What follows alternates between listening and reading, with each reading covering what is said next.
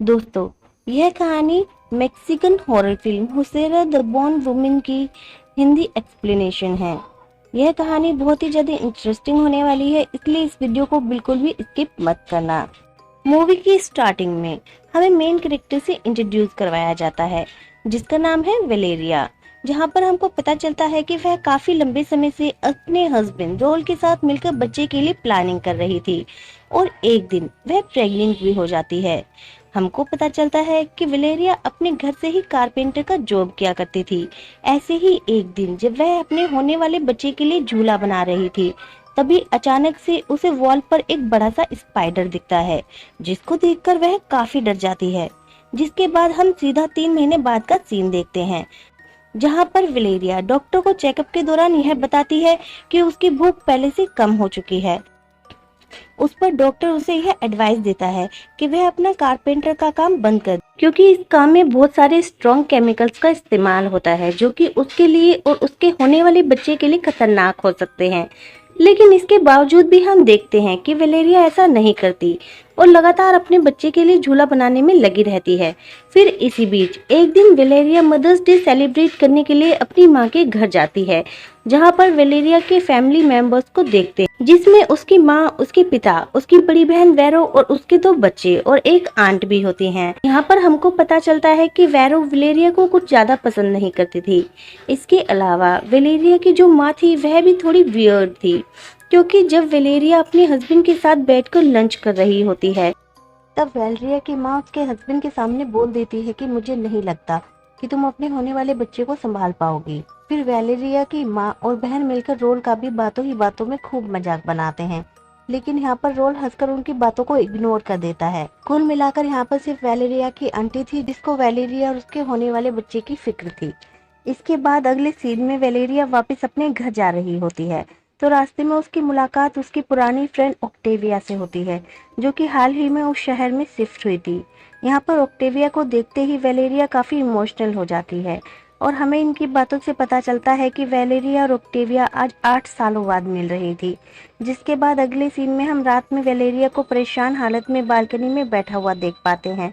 फिर तभी वह अचानक से देखती है कि उसके सामने के घर में रहने वाली एक महिला बालकनी से छलांग लगा देती है, जिससे उसकी टांगे टूट जाती हैं, लेकिन अभी भी वो गर्दन को अजीब तरीके से घुमा रही थी। उस महिला की ऐसी डरावनी हरकत को देखकर वह काफी घबरा जाती है और फिर सीधा अपने हस्बैंड रोल को बुलाने चली जाती है। लेकिन जब रोल आकर बालकनी में चेक करता है तो उसे नीचे कहीं भी महिला नहीं दिखाई देती। जिसके बाद अगले दिन हम देखते हैं कि जब रोल वेलेरिया को ब्रेकफास्ट बनाकर देता है तो वह चुपके से उसे फेंक देती है। और इसके बाद जब वेलेरिया डॉक्टर के पास चेकअप के लिए जाती है तो डॉक्टर उसे बताता है कि उसका वेट तेजी से घट रहा है। अगर ऐसा ही रहा तो उसकी प्रेगनेंसी को खतरा हो सकता है। यानी कि यह जानते हुए भी कि बेबी को खतरा हो सकता है, वेलेरिया फिर भी कम खाना खा रही थी। इसके बाद उसी रात जब वेलेरिया सो रही होती है तो उसे दरवाजे पर किसी की आवाज सुनाई देती है, इसलिए वह चेक करने के लिए जाती है, लेकिन दरवाजे पर कोई भी नहीं था। वेलेरिया जैसे ही अपने फ्लैट से बाहर निकलकर सीढ़ियों पर चेक करने जाती है तो हम देखते हैं कि पिछली रात वाली जो लेडी थी वही वो स्पाइडर की तरह क्रॉल करते हुए वेलेरिया के फ्लैट के अंदर घुस जाती है और फिर दरवाजा अंदर से लॉक हो जाता है। जिसके बाद वेलेरिया डरते हुए अपने फ्लैट का दरवाजा पीटने लगती है, जिससे रोल की नींद खुल जाती है और वह आकर दरवाजा खोलता है। फिर वो उसको सारी बात बताती है, लेकिन रोल यहाँ पर वेलेरिया को यह बोलकर शांत करवा देता है कि यह सब उसका वहम होगा। जिसके बाद अगले दिन वह अपनी आंटी से मिलना चाहती है, लेकिन वहाँ पर उसकी आंटी की कोई दोस्त भी आई हुई थी, जिससे वह साइड में जाकर बात करने लगती है।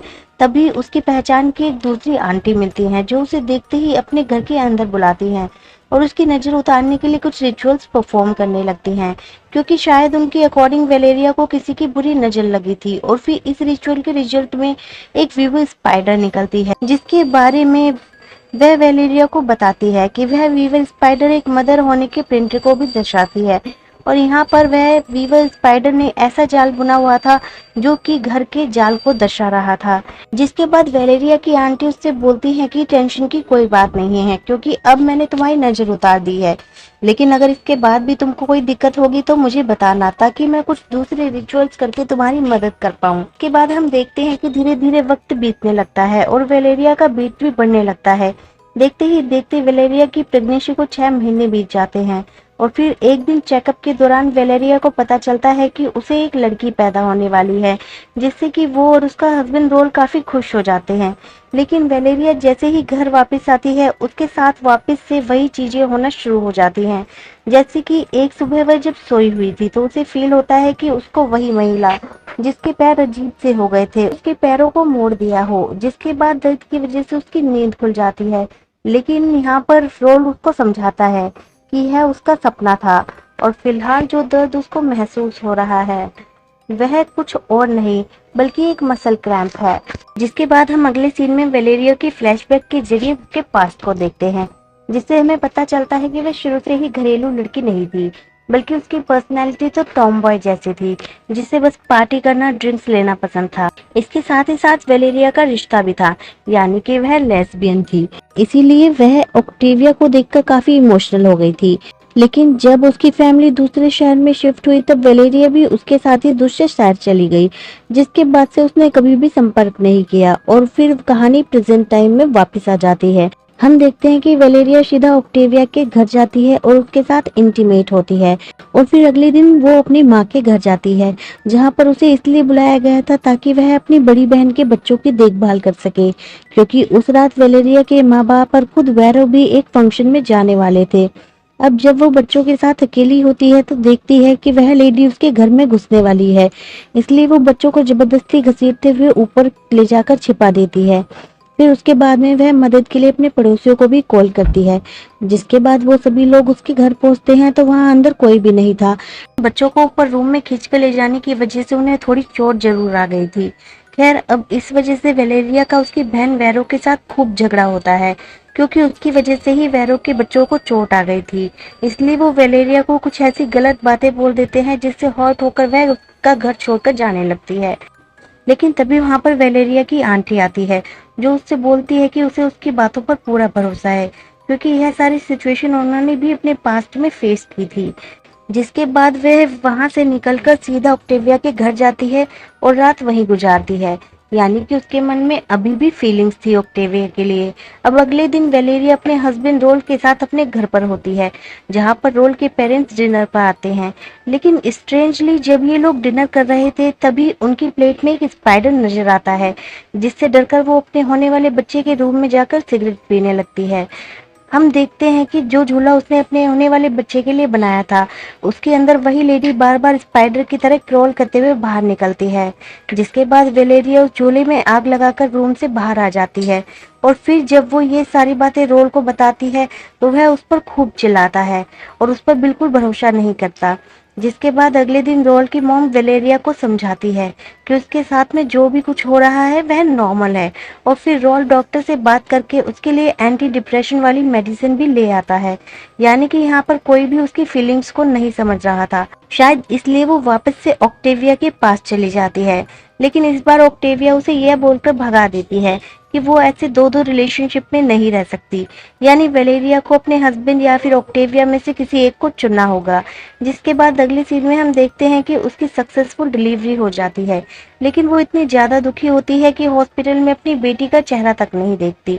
फिर घर आने के बाद वेलेरिया अपनी बेटी का ध्यान नहीं रखती, जिससे कि वो सारा सारा दिन रोती रहती है। लेकिन एक रात जब रोल घर पर नहीं था, वेलेरिया की बेटी रो रही होती है, तो हम देखते हैं कि वेलेरिया उससे इरिटेट हो जाती है। उसकी बेटी में अचानक से ही क्रम्प शुरू हो जाते हैं, जिससे कि उसकी बैक की बोन्स मूव होकर कुछ अलग ही स्ट्रक्चर लेने लगती हैं। फिर उसकी गर्दन भी ऐसे मुड़ने लगती है जैसे कि उसमें बोन्स ना हो। जिसके बाद में वेलेरिया सीधे भागकर अपनी बेटी के रूम में जाती है, उसे झूले से उठा लेती है। अब अगले दिन जब वेलेरिया अपनी बेटी को ढूंढने लगती है तो वहां पर काफी ढूंढने के बाद उसे उसकी बेटी फ्रिज के अंदर मिलती है, जिसको देखकर वह रोने लगती है। यानी कि उसको एहसास हो गया था कि रात में उसने ही अनजाने में अपनी बेटी को फ्रिज के अंदर रख दिया था, यानी कि वेलेरिया की बेटी अब सेफ नहीं थी। फिर अगले सीन में वेलेरिया अपनी बेटी को अपने साथ उसी लेडी के मिलने जाती है जिसने उसकी पहले बुरी नजर उतारी थी। यहाँ पर वो लेडी वेलेरिया को वार्न करती कि इस रिचुअल में काफी खतरा है, लेकिन अगर एक बार ये रिचुअल कंप्लीट हो गया तो उसकी बेटी हमेशा के लिए सेफ हो जाएगी। जिसको सुनकर वह इसके लिए हाँ कर देती है। के बाद वह लेडी वेलेरिया और उसकी बेटी को एक रूम के अंदर लेकर जाती है, जहाँ पर पहले से ही तीन और लेडीज मौजूद थी। फिर इसके बाद ये चारों लेडीज मिलकर उसके साथ में बेहद ही डरावना और अजीब सा रिचुअल परफॉर्म करती हैं, जिसके अंत में वेलेरिया के अंदर से सारी नेगेटिविटी बाहर निकल जाती है और वो अपनी बेटी को एक प्यारा सा किस देती है।